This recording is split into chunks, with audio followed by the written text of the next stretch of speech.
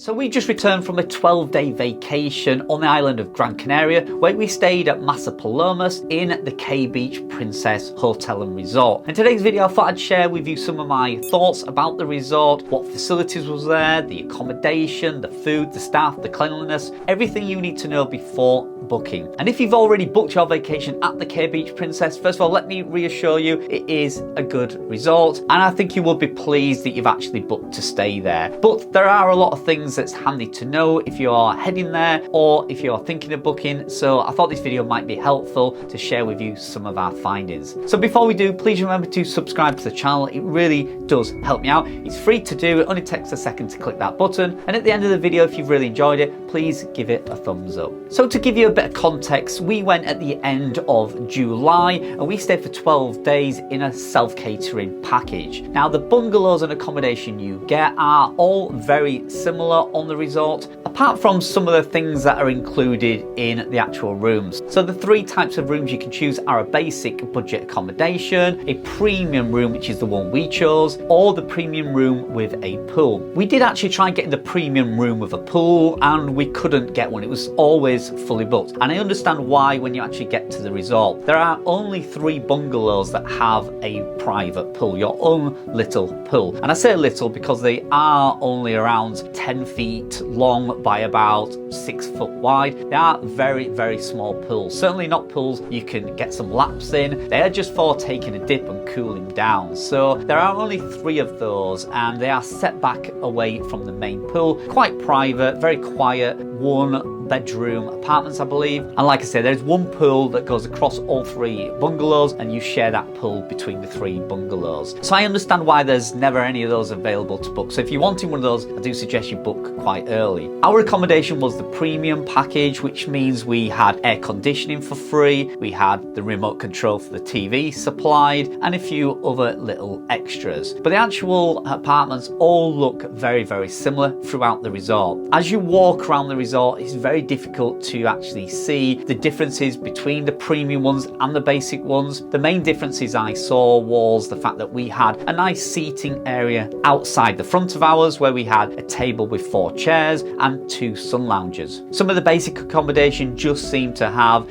one door rather than a patio door and not a lot of space to sit outside the front and sunbathe or relax. But our accommodation was absolutely fine. There was a couple of flaws, however, with even the premium room. So you can see on the screen now, this is the tour of the room I did. You can see from entry, you do need to put your access card, the room key, into the little slot and your electricity will come to life. Now this is a problem when it comes to air conditioning. So the air conditioning in our bungalow was only in the main bedroom. Now this is a bit of a problem. When we stayed there, it was 45 degrees. We were in the middle of one of the hottest heat waves they've had for quite some time. Our bedroom had the air conditioning, which was lovely, it worked perfectly well. But the main living room where my son slept had no air conditioning whatsoever. So unfortunately, he was absolutely roasting throughout the night, couldn't sleep, and he had 12 nights of uncomfortable sleep because it was just too hot. We did try leaving our door open, but the air just doesn't flow across the whole accommodation. So he kept coming into our room throughout the night and trying to cool down, but it was just very, very uncomfortable for him. So it would have been better to have air conditioning in the bedroom and the main living area.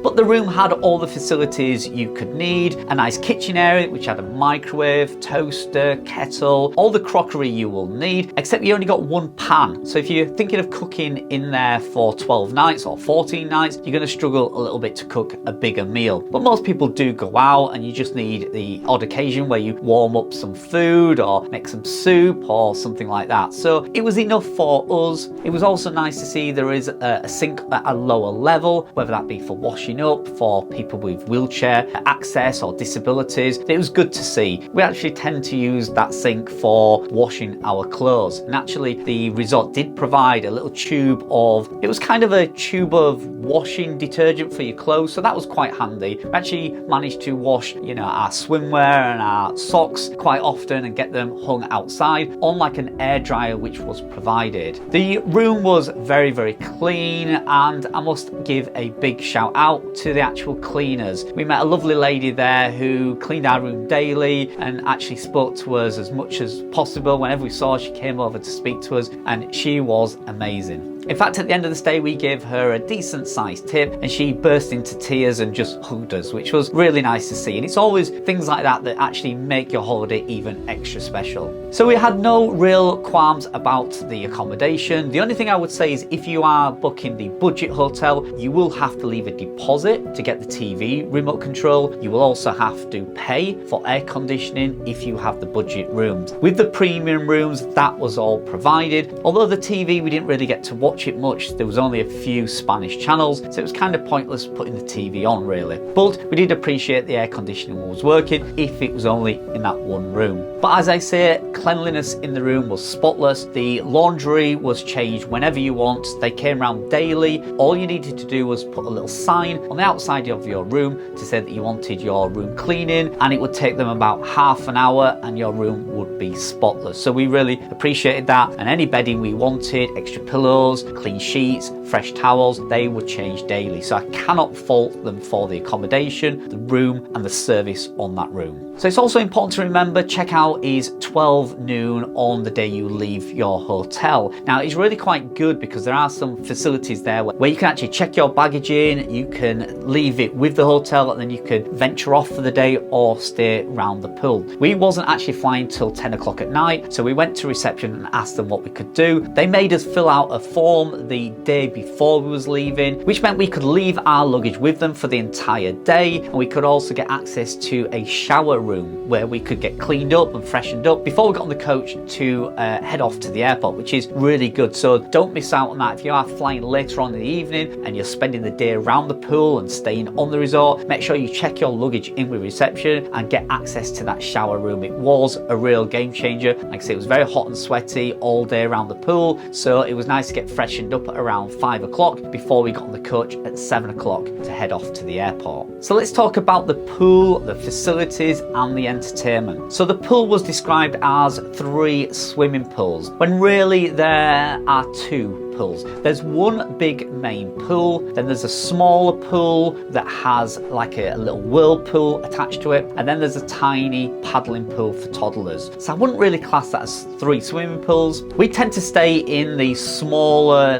kind of a more adult pool at the top of the facility, whereas the one at the bottom, which is a larger pool where everybody tends to sit around and sunbathe. Now talking on sunbathing, yes, we still had the usual problem that you get globally for trying to actually grab somewhere to sit and spend the day. So basically reserving your sunbed. There was the usual palaver of people putting their towels on there the night before. So when you got up very early next morning to go to poolside, most of the seating was taken. Now this isn't just a problem at this resort. I'm sure you're aware it's a problem at most resorts. So I was having to get up most days at 6:30 a.m. just to find 1 or 2 beds to actually get and reserve. So it is a problem, but it annoyed me a little bit at some points when I'd wake up at 6:30 and everybody had clearly put their towels out the night before. Now the hotel kind of didn't seem to want to get involved with that. I know some hotels will go around and pick up the towels if people have done that to give everybody a fair chance that morning to get somewhere nice to sit for the day. But the hotel didn't seem to really take any notice of that. They just let everybody fight it out themselves. Now the only good thing I can say about that is if you did actually manage to get a bed and there wasn't any parasols left or available, if you had a word with a lifeguard, they would go around and find you a parasol. You definitely did not want to be sitting in that sun when it was 45 degrees around the side of the pool without any shade whatsoever. There was around a dozen kind of tropical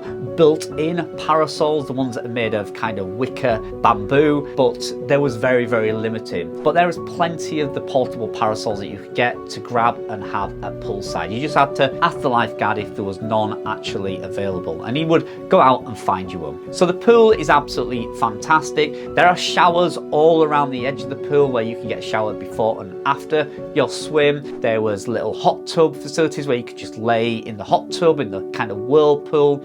Again, there wasn't many facilities for children. So if you're taking children, it might not be the sort of pool that will keep them entertained. In fact, there was actually no balls or lilos or inflatables allowed in the pool at all while the lifeguard was on duty, which seemed a bit of a pain, to be honest. We had a 16-year-old son with us who just wanted to, play volleyball, hit a ball around, and he just wasn't allowed. They were very, very strict on that. When the lifeguard went at 6 o'clock, all the balls suddenly came out and everybody started having fun, but it was a little bit restricted through the day. So if you're taking teenagers or younger children, they are going to be a little bit bored if you stay around the pool all day. As we walked around Maspalomas, we looked at some of the other hotels there, and you can see some are more aimed at children, where they had water slides and fountains and all sorts of games and activities going on around the poolside.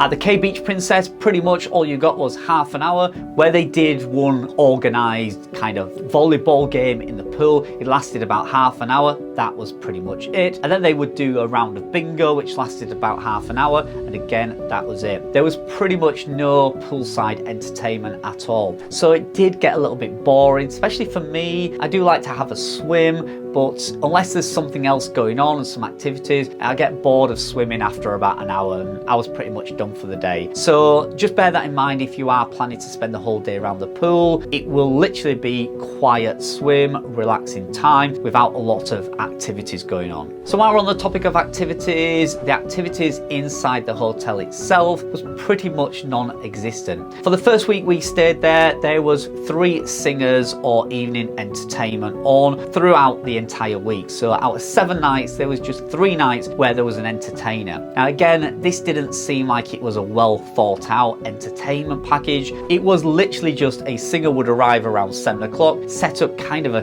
karaoke setup on a little stage, sing for a couple of hours and then go home. There wasn't much interaction with the audience. There certainly wasn't any shows. And after watching one of them, you kind of got the gist of what the entertainment was going to be about. So many times we didn't actually opt to stay there and see the entertainment. We could hear it from our rooms sometimes, and it was just literally a local singer would come, sing you a few songs, and then they would go home. The singers were pretty good, don't get me wrong, they did their best, but it wasn't a well thought out entertainment package or anything like that. So again, don't expect to be wowed or entertained by any big shows. You're simply not going to get that. And after the singers left, people would just usually get some card games out or play some of the pool that was there and just basically entertain themselves for the rest of the evening. To be fair, the hotel does say that after 11 p.m. it is kind of a quiet resort, and they do expect everybody to kind of be settling down at that time. The pool bar shuts around 10 p.m. and they do expect everybody then to go back to their hotel rooms or go off-site for more entertainment. So around the resort there were various things you could do. It advertised crazy golf, which I did actually find. It's tucked away right in the corner of the resort.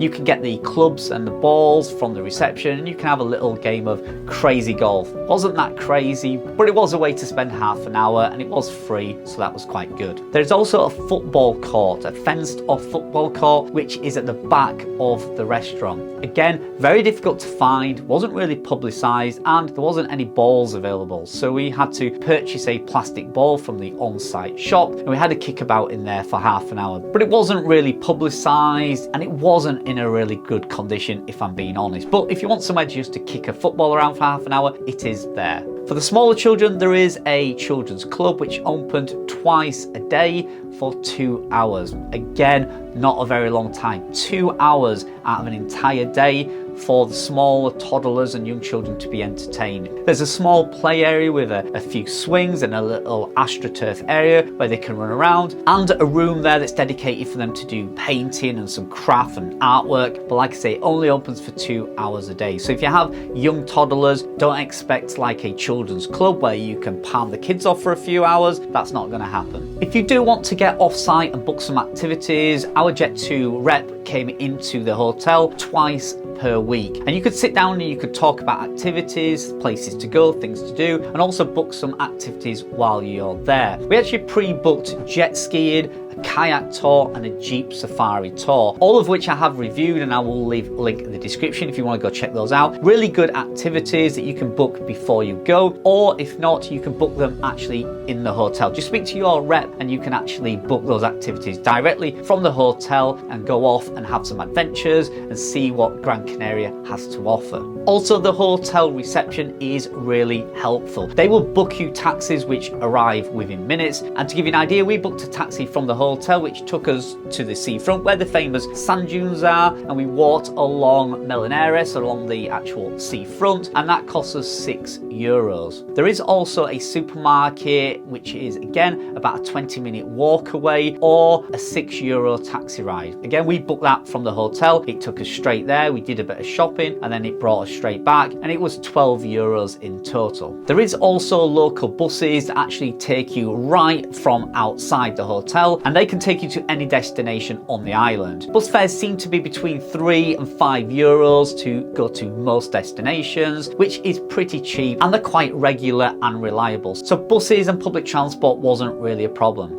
And if you're feeling a little bit more adventurous, you could even hire one of the electric scooters that are located around the island. In fact, there's a collection point right outside the Cay Beach Princess Hotel. We actually downloaded the app, we added some credit onto it, and then we jumped on the electric scooters and we zipped around the island. They are very accommodating for cyclists and electric scooters. There's green paths all over the island, and you can just use those paths in safety, so smaller children can cycle along them, and it is pretty well thought out. So we really did appreciate that and found those paths very helpful, very safe, and very easy to navigate. And the electric scooters are a little bit of fun. So let's talk about food actually at the resort and away from the resort. So we went self-catering, didn't actually experience any of the food in the resort. We did speak to some people who said the food was quite adequate. And if you've not booked the all-inclusive package, you can still eat in the restaurant on site. I believe it was €14 for a full meal. It was kind of a buffet style meal, and everybody said the food was quite adequate and well worth the money. There's also a pool bar there that did pizzas for around €8, hamburgers,